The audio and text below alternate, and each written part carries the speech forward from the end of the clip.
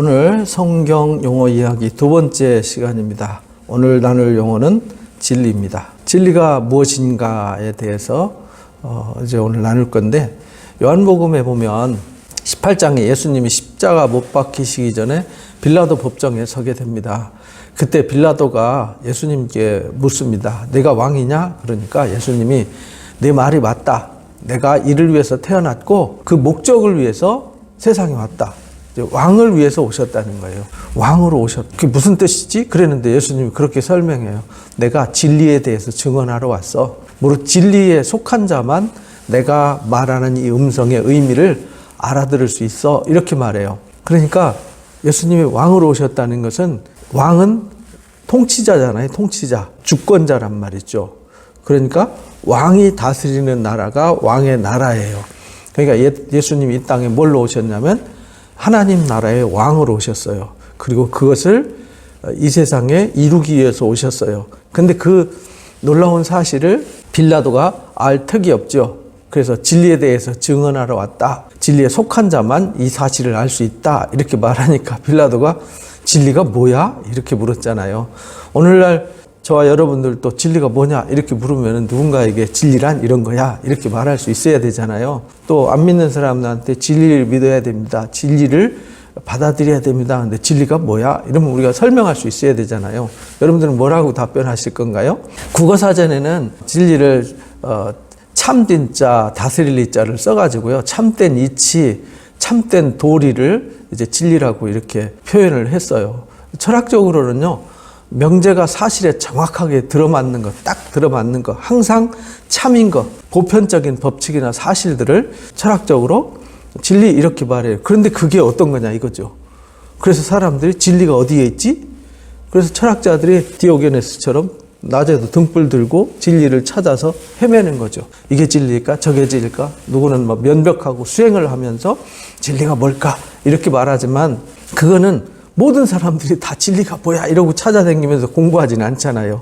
몇몇 사람만 깨닫는데 그 깨달음도 나중에는 진리가 뭐냐면, 산은 산이요 물은 물이다. 뭐 성철 스님이 그렇게 말했다 그래요. 그죠? 불교 막 16년 동안 수행을 해가지고 깨달은 게 그런 거였어요. 근데 우리 성경에서 말하는 진리와 그런 철학자들 또는 타 종교에서 말하는 진리, 이런 거하고는요 차원이 다릅니다. 성경에서 말하는 진리는 에메트라고 이렇게 말을 합니다. 에메트는 이제 특수한 히브리적 그 언어 성격을 가지고 있어요. 그걸 우리가 조금은 이해를 해야 돼요. 무슨 여기가 히브리어 공부하는 데냐? 근데 히브리어가 말하는 의미가 있어요. 우리 한글에도 의미가 있잖아요. 원래 히브리어에서 말하려고 하는 그 의도를 우리가 알기 위해서 어려운 단어지만 이제 우리 함께 나누려고 하는 거예요. 앞편에서 에무나가 믿음이다 이렇게 배웠잖아요. 그 에무나는 우리 세상에서 말하는 그런 신뢰나 믿음이 아니라 하나님 자체가 믿음이고 예수님 자체가 믿음이라 그랬잖아요. 여기도 에메트도 같은 어근에서 나왔어요. 그래서 아멘, 믿음하는 에무나, 또 진리라고 하는 에메트, 같은 말입니다. 완전한 참이라는 거죠. 완전한 믿음, 변하지 않는 영원한 것, 신실함, 이것이 이제 진리라고 하는 거예요. 근데 그게 뭐냐? 이걸 우리가 찾는 거잖아요. 근데 세상에는 완전한 참, 완전한 믿음, 영원히 변하지 않는 것은 없어요. 오직 그것이 누구한테만 있냐면 하나님께만 있어요. 예수님에게만 있죠. 예수님만 완전해요. 참이시고 영원하세요.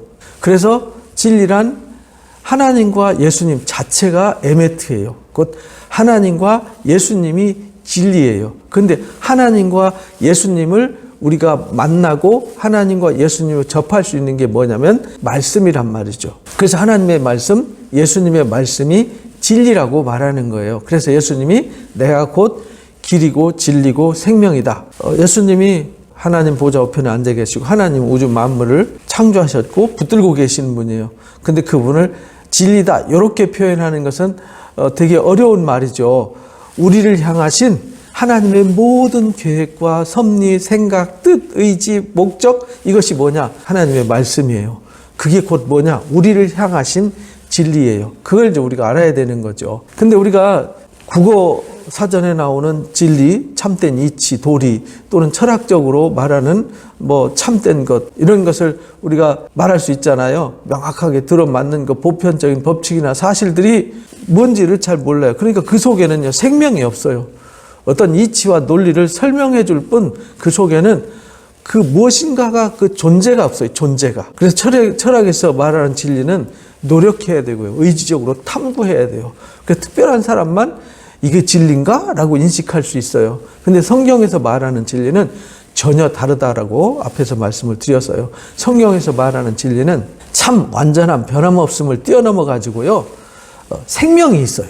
진리 속에 생명이 있어요. 하나님은 살아계신 하나님, 예수님은 생명이세요. 그 속에 능력이 있어요. 죄인을 의인으로 만들고 거룩하게 변화를 시키는 힘이 있어요. 이게 진리예요. 그러니까 세상엔 그런 게 없는 거잖아요. 죽은 자를 살려내요. 병든 자를 치유하죠. 사망의 종로로 타던 자들을 영원한 하나님의 아들들이 되게 하고 하나님의 나라를 상속하게 해요. 이게 진리예요. 근데 사람들이 이 진리를 잘 몰라요. 그래서 저의 종이 하나님의 아들들이 되게 하는 거잖아요. 그래서 진리는 사람을 차별하지도 않아요. 진리는 그를 몰라도 돼요. 연구하지 않아도 돼요. 그냥 예수님을 아멘으로 받아들이고 예수님을 만나기만 하면 돼요. 말씀을 통해서. 그러면은 누구나 값없이 그 변화를 경험할 수 있고 그 생명에 이를 수 있어요. 곧 그 진리에 이를 수 있어요. 이것이 이제 달라요. 그래서 진리라고 하는 에메트는요, 이 글씨, 알파벳을 통해서도 알 수 있어요. 알파벳 진리는 에메트의 첫 글자가 알레프예요. 중간에 mem이라고 하는 이 글자는 말씀을 의미해요. 그리고 마지막 글자가 타브예요. 그래서 알레프, mem, 타브 이렇게 세 개가 모아져 가지고 에메트예요. 근데 글씨를 여러분들 이렇게 보시면 질서 있죠. 균형이 잡혀 있죠. 흔들리지 않아요. 중심이 잡혀 있고요. 스스로 서 있어요. 안정감이 있어요. 이게 진리예요. 그런데 반대말 쉐케르라는 말은 질서도 없어요. 균형도 없죠. 뒤죽박죽 돼 있어요. 한쪽으로 치우쳐 있어요. 끼우러져 있죠. 순서도 없어요. 스스로 서 있을 수 없어요. 불안한 모습, 항상 변하고 넘어지고 이런 모습이 이게 거짓이에요. 그래서 진리 에메트는요, 알파벳에서도 알 수 있듯이 히브리적 개념으로 처음과 중간과 끝이 동일하다라는 거예요. 한결같다는 말이죠. 영원, 지금부터 영원까지 동일하다. 그래서 진리는 어제나 오늘이나 영원토록 동일하고 변치 않는 것, 완전한 것, 그게 뭐냐? 진리예요. 그래서 진리는요, 성경 창세기부터 계시록까지 주제가 동일하고 변하지 않아요. 그래서 예수님이 나는 알파와 오메가요, 처음과 마지막이요, 시작과 끝이다 라고 요한계시록 22장 13절에서 말씀을 하신 거예요. 그래서 나는 이루었다. 나는 알파와 오메가다. 처음과 마지막이다. 이렇게 21장 5절에서 7절에도 말씀을 하셨죠. 시편에도 아침마다 주의 인자를 알리며 밤마다 주의 성실을 베품이 좋으니이다 이렇게 말했는데, 주의 성실, 그게 뭐냐? 에메트예요. 그게 진리예요. 하나님이 우리를 향해서 처음부터 끝까지 변하지 않고 우리를 향한 사랑, 열심이 초지일관 같아요. 그 성실이 곧 뭐냐? 진리예요. 그래서 그런 진리가 누구냐? 예수님이라는 거죠. 그래서 예수님이 진리고 하나님의 말씀이 진리예요. 그런데 그 예수님과 하나님의 말씀이 성경책에 기록이 되어 있잖아요. 성경책과 글은 주님을 알지 못하는 사람들이 볼 때에는요, 봐도 몰라요. 들어도 무슨 말인지 몰라요. 깨닫지도 못해요. 그래서 그들에게 진리가 있지만 진리가 그들에겐 진리가 아니에요. 그래서 여기서 우리가 한 단계 점프해서 우리가 깨달아야 되는 것은, 진리는 주님을 주로 영접하고 또 주를 영접한 사람들에게 하나님이 성령을 부어주세요.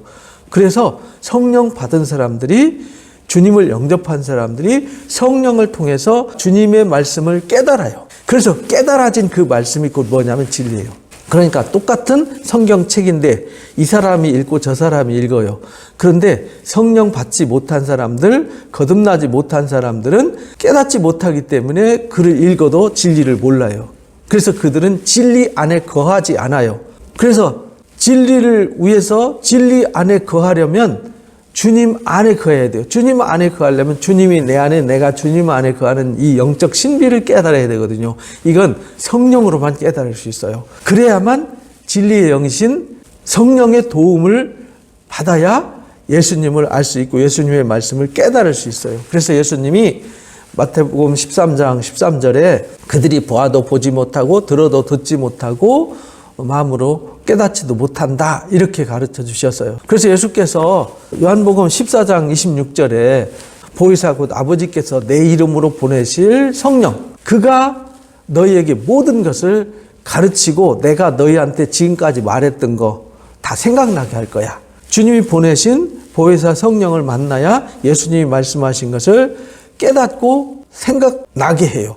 그래서 15장 26절에도 똑같이 말하죠. 내가 아버지께로부터 너에게 보내실 보혜사 곧 아버지께로부터 나오시는 진리의 성령이 오실 때 그가 나를 증언할 거다. 그 이전에는 진리의 성령이 오시기 전에는 제자들이 그래도 다 더듬고 헤맨 거예요. 그러므로 진리는 성령을 통해서 깨달은 예수님의 말씀이 진리예요. 예수님이 말씀이 진리인데 깨달음이 없으면 진리인데 진리가 되지 않아요. 그래서 주님의 말씀은 성령께서 깨닫게 해주셔야만 알 수 있고 그 깨달은 말씀이 진리예요. 예수님이 곧 진리고 예수님의 말씀이 진리인데 그 예수님의 그 진리 안에 거하고 그 진리가 진리되게 하려면 진리를 믿는 우리가 그 말씀 안에 거해야 돼요. 그래야 우리가 주님의 참된 제자가 될 수 있어요. 그리고 그 제자의 삶을 사는 사람들이 진리를 깨달아요.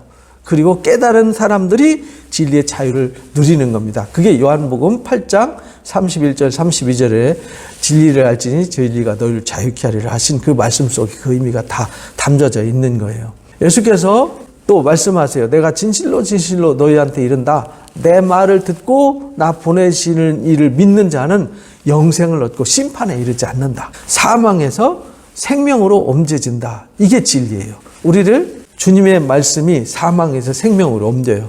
이것이 진리예요. 죽은 자들이 하나님의 아들의 음성을 들어요. 그러니까 이 땅에 있는 모든 사람들은 살았지만 다 죽었어요. 그런데 성령으로 깨달음을 얻는 사람들은 하나님의 아들의 음성을 알아들어요. 아, 아멘! 이렇게 깨달아요.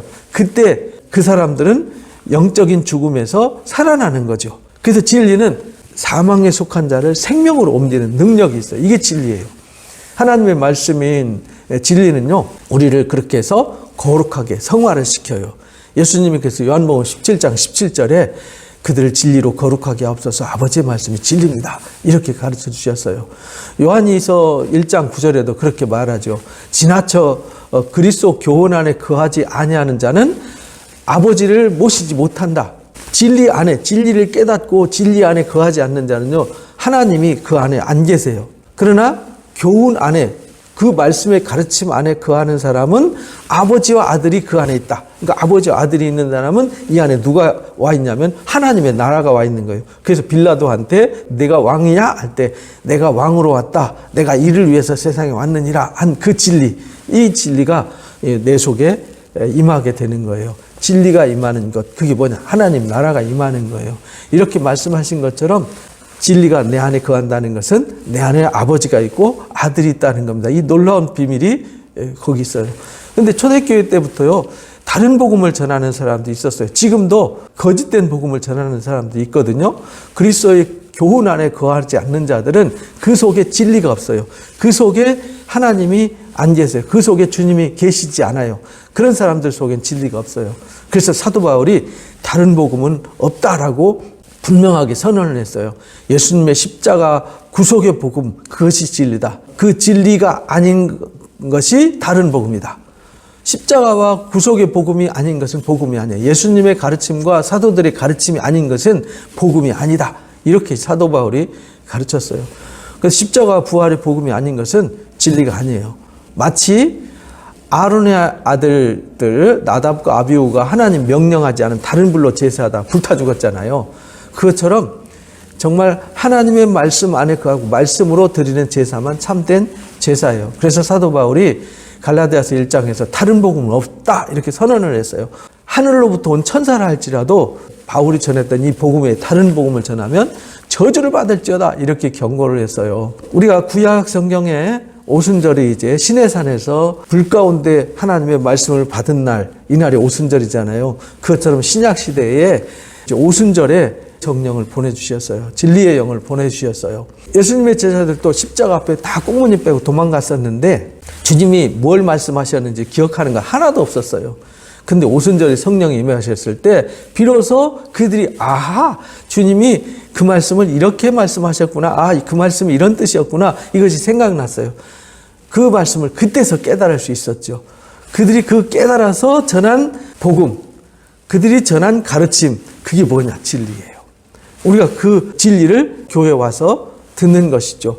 우리가 그래서 그 진리를 듣고 그 진리 가운데 인도받는 거예요. 그러니까 성령이 없는 복음은 복음이 아닌 거예요. 왜? 육신으로는 알 수가 없다 그랬잖아요. 고린도전서 2장에 육신에 속한 자들은요, 성령의 일을 알 수 없어요. 신령한 자만 하나님의 일을 할 수 있어요. 그래서 에베소서 4장 21절 말씀하신 것처럼 진리가 예수 안에 있는 것 같이 우리도 그에게서 듣고 또한 그에게 가르침을 받아야 돼요. 진리로 가르침을 받아서 옛것을 벗어버리고요. 그리스도의 형상으로 그리스도의 장성한 분량까지 자라나가야 되는 것입니다. 요한복음 7장 16절 17절에 예수님이 그렇게 말씀하셨어요. 하나님의 뜻을 행하려 하는 자들은요, 예수님이 가르치는 교훈이 진짜 하나님께로부터 온 교훈인지 아닌지를 또 스스로 말하는 건지 하나님께로부터 온 것인지 알 수 있다. 이렇게 가르쳤거든요. 그래서 우리가 말씀을 들을 때 이게 하나님께로부터 온 진짜 생명의 말씀인지 아니면 사람들이 공부해서 논리적, 철학적, 인문학적 진리인지 이거 구분할 수 있다라는 거예요. 그래서 진리는 아는 자들은 주님 안에 거할 수밖에 없어요. 그 진리가 주님의 제자가 될 수밖에 없게 해요. 진리로 살게 하는 거죠. 그래서 진리를 아는 사람들은 그 진리 안에 있는 참 자유, 하나님이 내 안에, 주님이 내 안에 있어서 주시는 그 평안과 자유를 누리기 때문에요. 진리가 진리라는 걸 확실하게 알아요. 그래서 알곡과 가라지가 진리가 있는 사람과 없는 사람으로 구별되어진다는 거, 이거 잊지 말아야 됩니다. 그래서 진리가 뭐냐? 이렇게 묻는다면요, 뭐라고 답해야 되느냐? 진리는 하나님의 말씀이다. 말씀이 곧 진리다. 말씀이신 주님이 곧 진리다. 주님이 말씀하신 것도 진리다. 그런데 중요한 것은 참 진리는 성령으로 깨달아서 주님을 주인으로 영접하게 하고 그 안에서 살게 하고 그 능력과 가르침을 깨달아서 그 진리의 자유를 누리게 하는 진리. 그것이 진리다. 이런 말이에요. 그러니까 참 진리는 죄인인 내가 의인이 되는 거죠. 사망 아래 갇혀있던 내가 사망에서 영생의 자리로 옮겨지는 거죠. 하나님의 나라를 경험하고 누리게 되는 거죠. 내가 하나님의 아들이 되어서 하나님의 나라를 상속하는 자로 바뀌게 만드는 거죠. 이 깨달음을 주는 것이 진리예요. 여러분들은 그 진리가 있습니까? 여러분들은 그 진리를 다 깨달으시고 진리 안에 거하셔서 진리의 영광을 누리시기를 주님의 이름으로 축복합니다.